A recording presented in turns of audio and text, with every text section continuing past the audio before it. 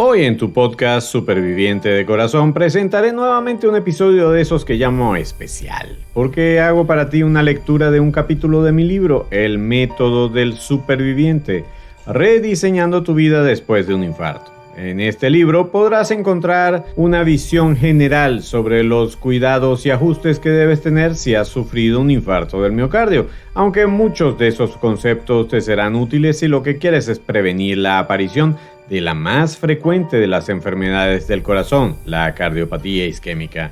En este episodio te leeré el capítulo 3 de este libro, donde tuve el privilegio de conversar con el doctor Iván Machado, cardiólogo venezolano, miembro de la junta directiva de la clínica ATIAS y parte del staff de cardiólogos del Centro Médico Docente La Trinidad en Caracas, Venezuela, y con el doctor Jorge Solís, cardiólogo español, socio fundador y CEO de Atria Clinic, además de director de la unidad de imagen cardíaca del Hospital Universitario 12 de Octubre, ambas en Madrid, España. Por favor, quédate conmigo. Bienvenidos a Superviviente de Corazón, un podcast sobre ciencia, estilo de vida y salud cardiovascular.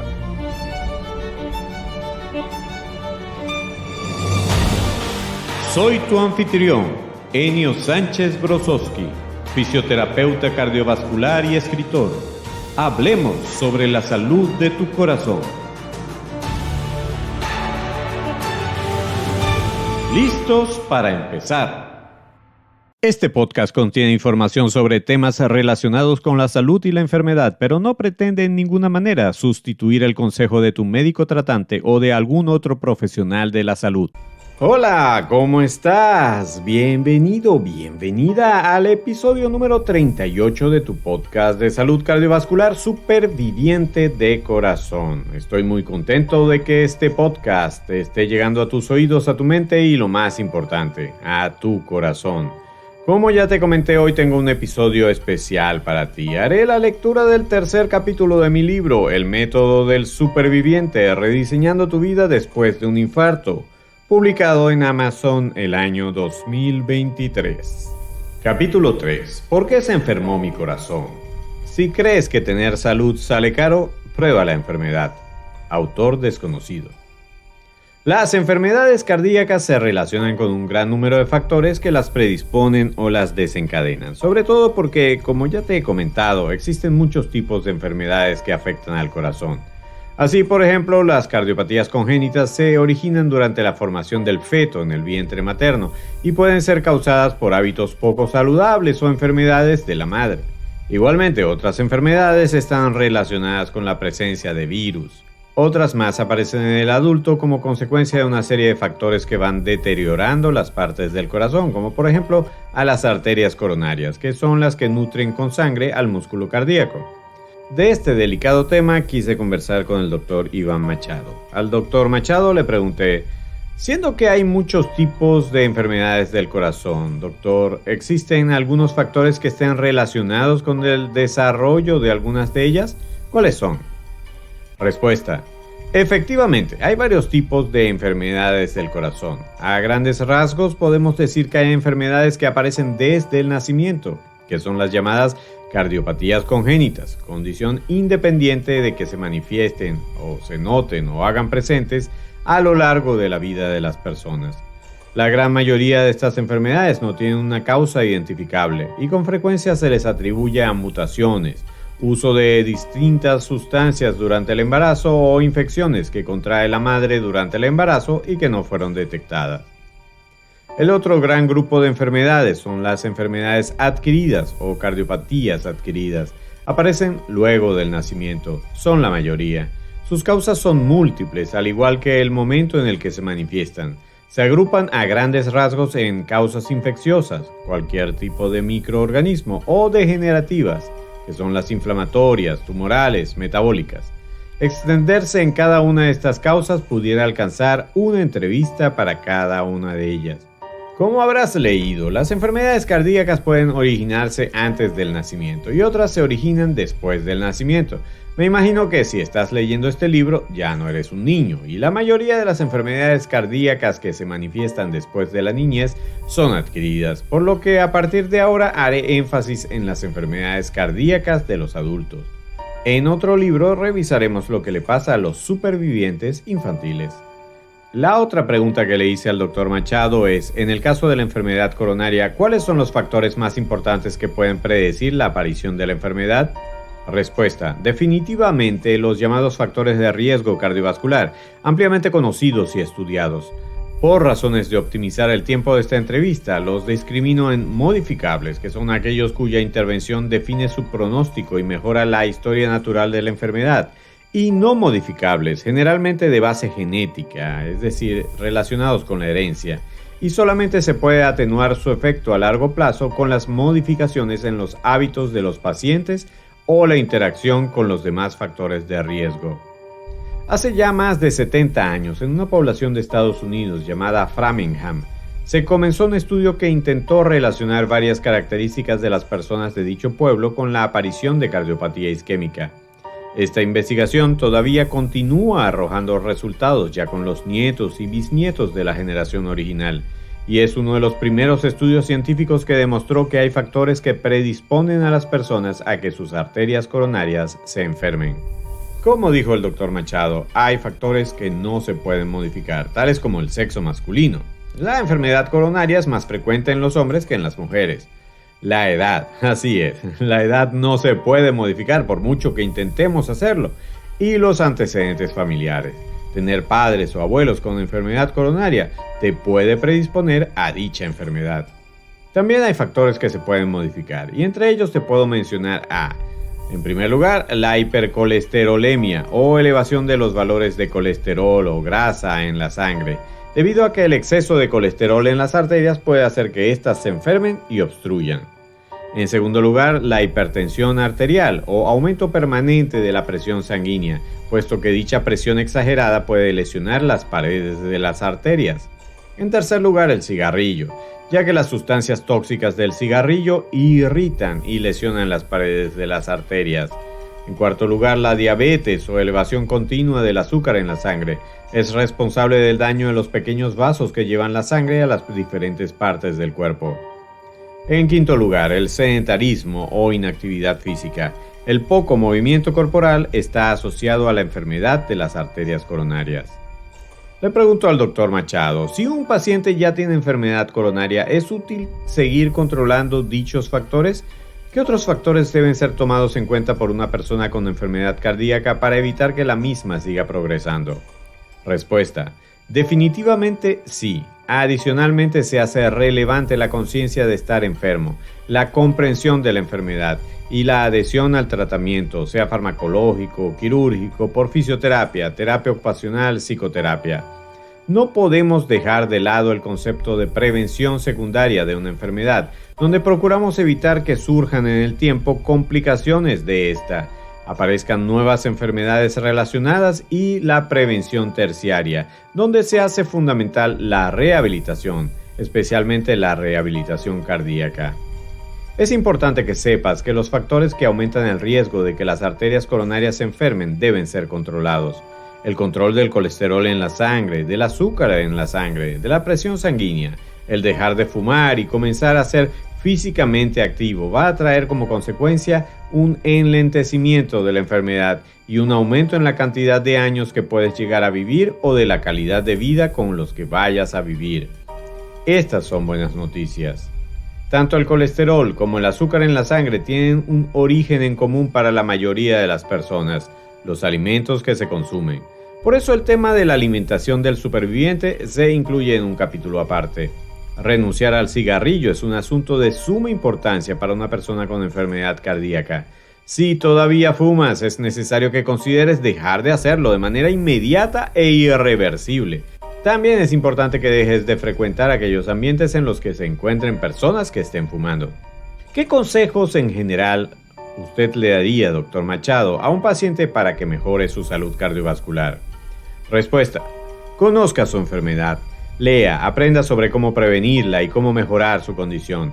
En el caso de las enfermedades cardiovasculares, no solamente se trata de acudir al médico, es cambiar su modo de vida, siendo ideal adherirse a un programa estructurado de atención, un programa que sea multidisciplinario. Se trata de un enfoque integrado por distintas disciplinas aportadas por profesionales del área de la salud, no solamente médicos. Fisioterapia, enfermería, nutrición, psicología, terapia cardiopulmonar, terapia ocupacional. Dichos programas integrales son los de rehabilitación cardíaca. Como consecuencia de la identificación de estos factores predisponentes, la comunidad médico-sanitaria mundial comenzó a hacer planes que pudieran prevenir la alta tasa de aparición de enfermedades cardíacas, tales como infartos y angina. Sobre el tema de la prevención y sus implicaciones, tuve la gratísima oportunidad de entrevistar al Dr. Jorge Solís, todo un experto en el manejo de la enfermedad cardíaca. Al Dr. Solís pude presentarle las siguientes interrogantes. ¿A qué se refieren los médicos cuando hablan de prevención primaria y prevención secundaria, Dr. Solís? ¿Cuáles son algunas diferencias entre estos dos tipos de prevención? Respuesta. La prevención primaria es cuando todavía la persona no ha tenido un evento cardíaco. Realmente la discriminación entre prevención primaria y secundaria es algo muy artificial, porque usualmente se dice que la prevención primaria se refiere a que la persona no ha tenido un evento cardíaco mayor, como por ejemplo un infarto, ictus, angina de pecho, o aún no se le han detectado lesiones en las arterias coronarias mediante un cateterismo o por una tomografía axial computarizada, y que haya que tratarlas. Entonces, eso es prevención primaria. Cuando aparece alguna de estas condiciones, entonces hablamos de prevención secundaria. La prevención primaria entonces se refiere a la reducción de los factores de riesgo, como por ejemplo el tratamiento para reducir el colesterol en la sangre. Existen otras medidas, tales como el uso de la aspirina, que por ejemplo aquí en España son controversiales porque tienen sus matices. La prevención secundaria se refiere específicamente a que ya la persona haya sufrido alguno de los eventos ya mencionados, infartos, angina o haya tenido un ictus, porque estamos hablando de prevención cardiovascular. Entonces allí, sí o sí, hay que añadirle antiagregantes plaquetarios, es decir, hay que darle al paciente aspirina seguro y tratar aún con más énfasis los factores de riesgo. Por ejemplo, en prevención secundaria, los niveles de LDL colesterol, o como le dicen, colesterol malo, tienen que estar por debajo de 70 miligramos por decilitro, mientras que en prevención primaria los niveles deben estar debajo de 100 miligramos por decilitro. Las nuevas guías de prevención lo matizan mucho en función de la edad, del sexo, de los otros factores de riesgo, y en función de dichas variables se determinan las metas en prevención primaria o secundaria. La tendencia del futuro es que no hay que esperar al evento, que esté presente el infarto o el ictus, sino que se toma la enfermedad cardiovascular como un fenómeno continuo.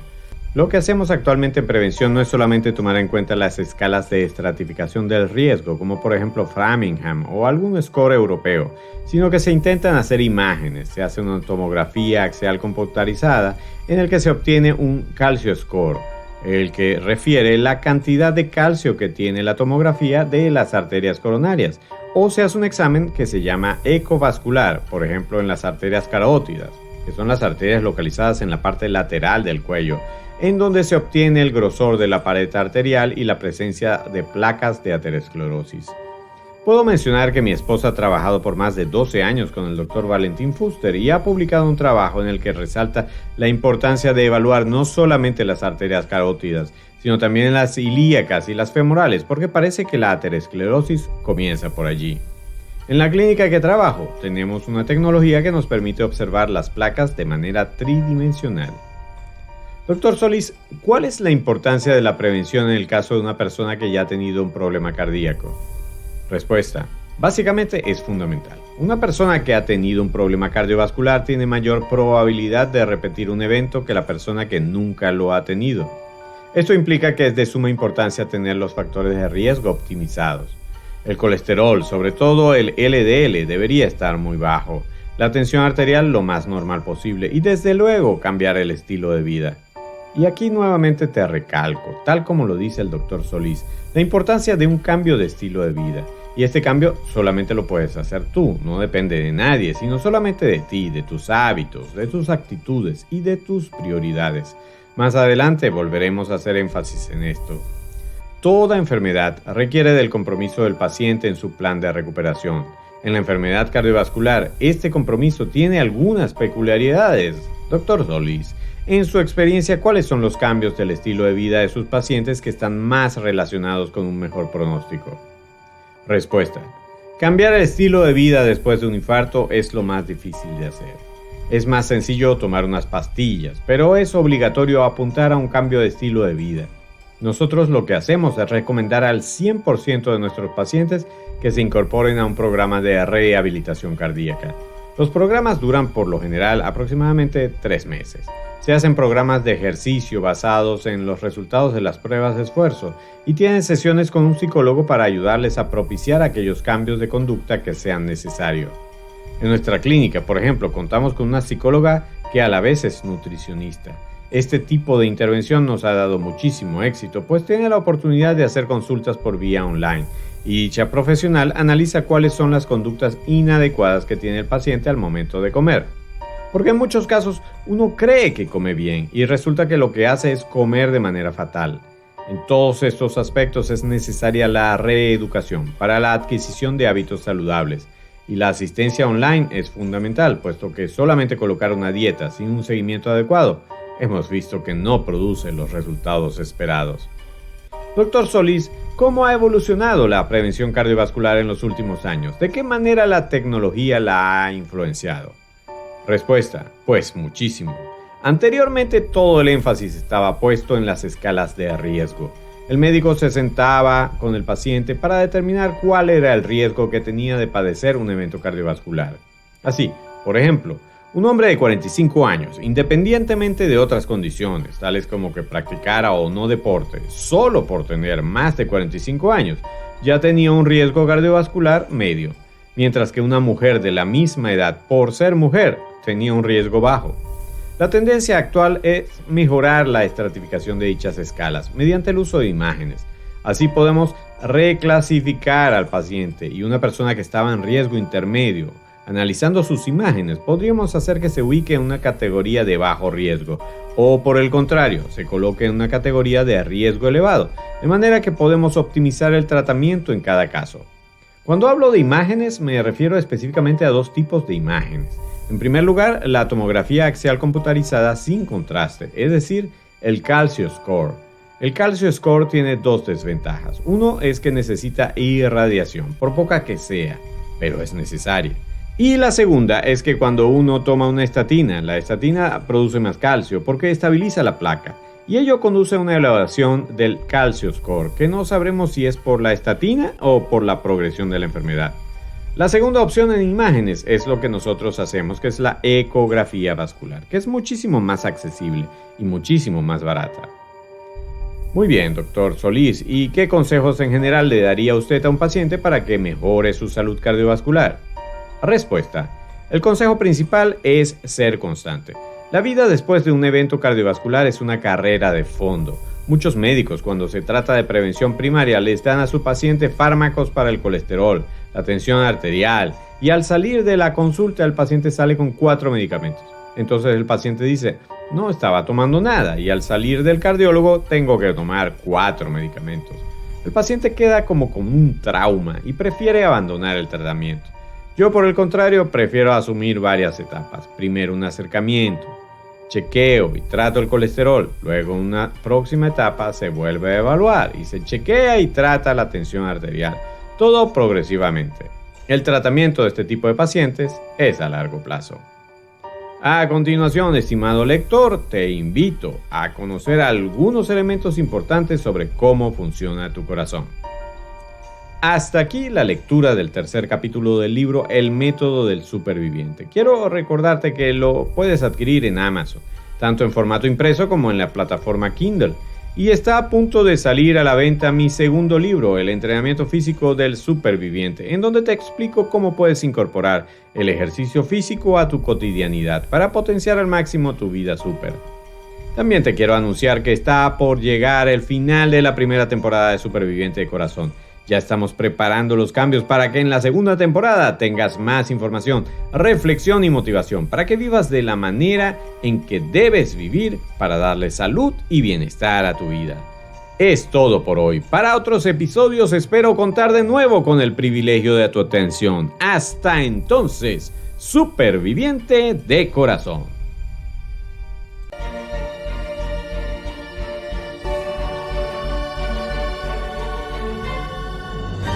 Por hoy llegamos al final.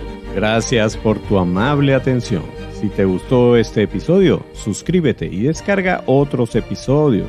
Síguenos en nuestras redes, comparte el podcast con otras personas y si quieres, califícanos con 5 estrellas. Eso es de mucha ayuda en esta labor. Busca más información y recursos en nuestra página web www.super-viviente.com. Recuerda que superviviente son 2 palabras y super lleva tilde.